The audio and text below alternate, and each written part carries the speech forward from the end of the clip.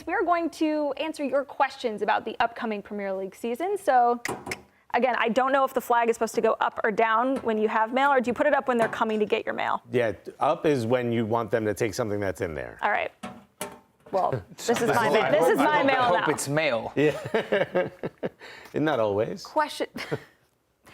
Careful. Question number 1 from @Jubriven12. Alexis, I'll come to you on this one first.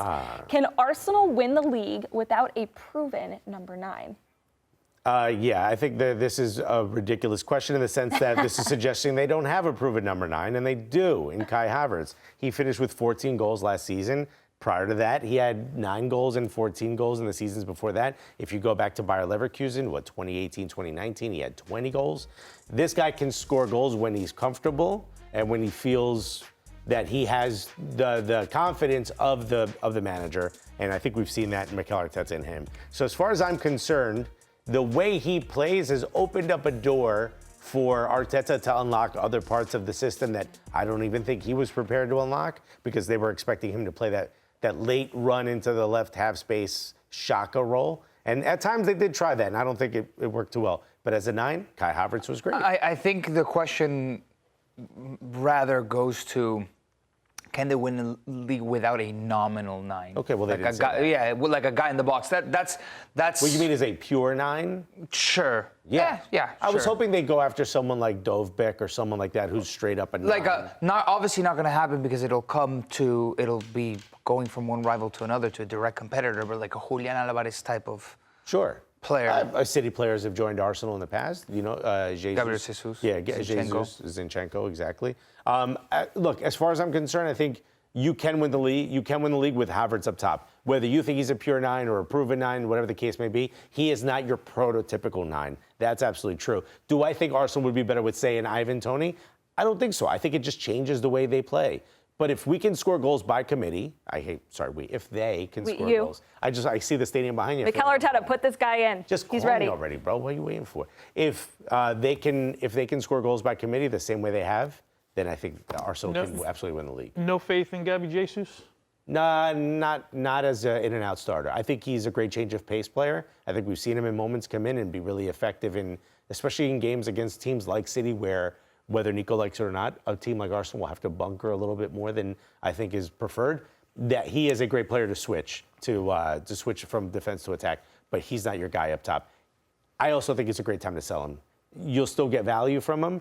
Another team can really use him game in and game out, where Arsenal, you could see, are just past that. I don't think they have the confidence in him anymore either. Okay, each of you, before we get to the next question, and just say a number on a scale of 1 to 10, where is your confidence in Arsenal's attack going into next season? Attack? 0 to 10? Yeah, 0 to 10. 8, 9. They're 10. I mean, didn't they score second most goals in the league last year? Yeah, I think that was down to like the last week of the season too. Okay. I'll say 10.5, just to be more than Tony. That wasn't the question, Alexis. Well, okay. I still found it. Well, here's the next one from all of you watching at home.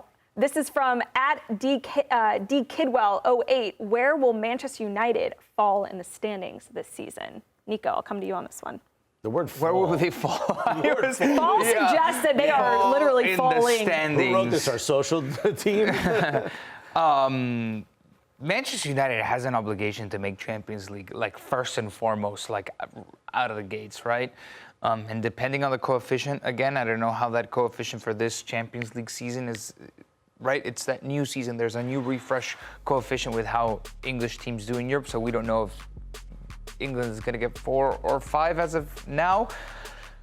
But making Champions League, at this point, I think United has priorities, and priority number 1 is make Champions League. Obviously, you want to win the Prem. It's going to be a little bit difficult, just given the progression of things at United. I think that's wishful thinking. But if you're United, that's where you gotta imagine you're going to fall.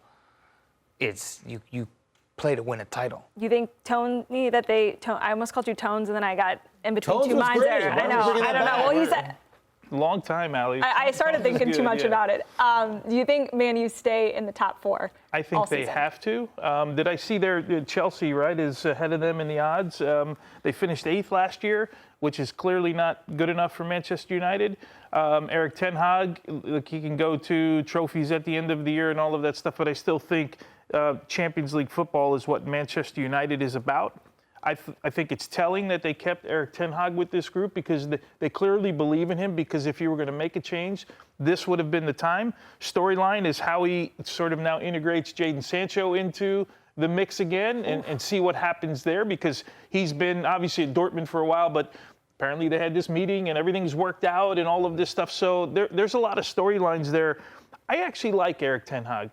I like his honesty. I like his candor.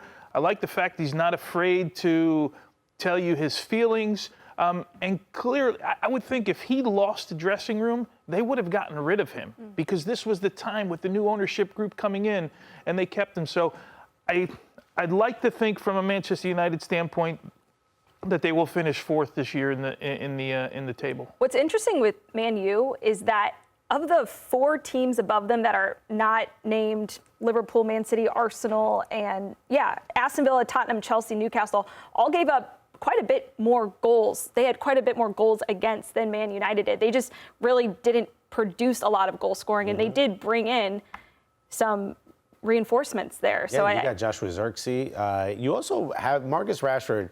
I want to believe the player he was 2 years ago is the player who he really is. Maybe you're not going to get 25 goals out of him this season, but you'll definitely get more than what you got last year.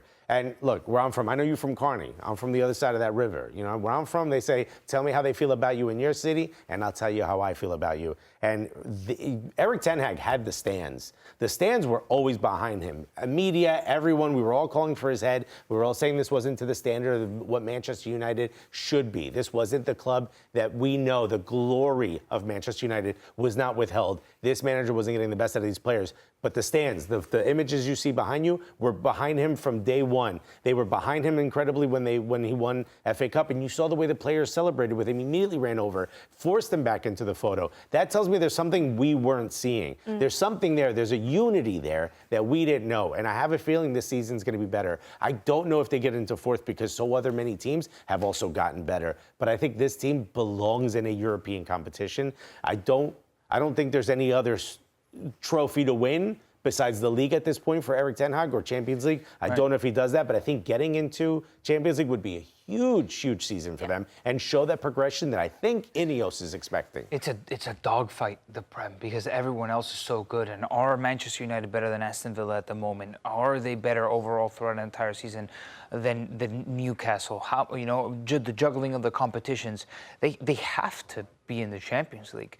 That's the standard that Manchester United has set for so long. That's the standard that the new ownership is going to want to set from the very beginning. The expectation very high for Manchester United going into this new season. All right, question number 3. This one is from @sp or @sp.eshiel, so @special, just with a period in the middle, 4941. I want to know if, based on last season alone, should Cole Palmer be rated higher than Mo Salah? This is an interesting question. Tony, what do you think? Well, Cole Palmer, no doubt, had an incredible season last year. So is it Cold Palmer, right? Ice cold. Ice in his veins.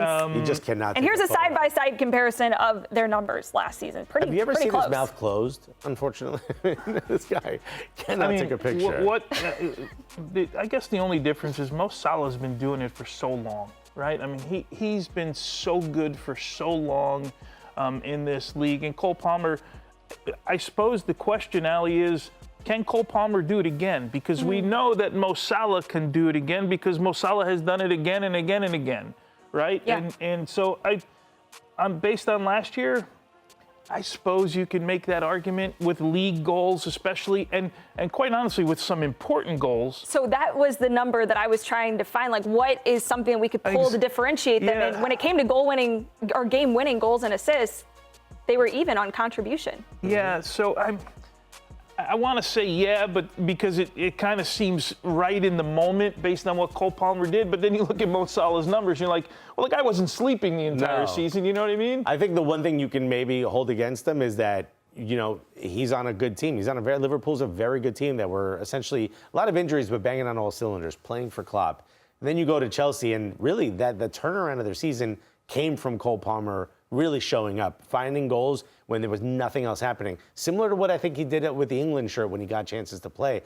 I think there's it's too tough to say one should be rated over the other. I would take Mo Salah before Cole Palmer simply because I know there's an expansive CV there that says he'll be able to do it time in, time out. We don't know that yet about Cole Palmer, but I'm willing to put my money about Cole Palmer. Okay. What do you think I said? You said that. Same. I was just messing with you. Continue. What I'm willing to do is put money down that Cole Palmer is going to have an incredible future. This kid looks like an absolute baller. For someone to say, "Nah, I'm leaving City because I want to play," that tells me everything about you. The guy's, 22? He did that, at 19, 20 years old?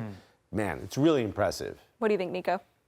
It feels strange to slander Salah, right, in this case because of what he's done. Based on last season alone, I think the way that Cole Palmer really carried the team at times is pretty indicative of the future that he has. And Salah, you could probably say wasn't at his best last season. There was definitely riff between him and Klopp, and at times he wasn't starting, and he wasn't as precise as he could have been. Salah could have had even more goals. Certainly down the stretch, right? We need to see hair plug Salah. The new. Correct. He's coming in, with a new hairline. That's what he needs. You know what I mean? That could revitalize him, make him feel younger. 30 goals this year? 30 goals, 20 assists. If he does that, then we're all going. I'm going straight to Turkey as soon as We need to do the hair plug to successful footballing season comparison.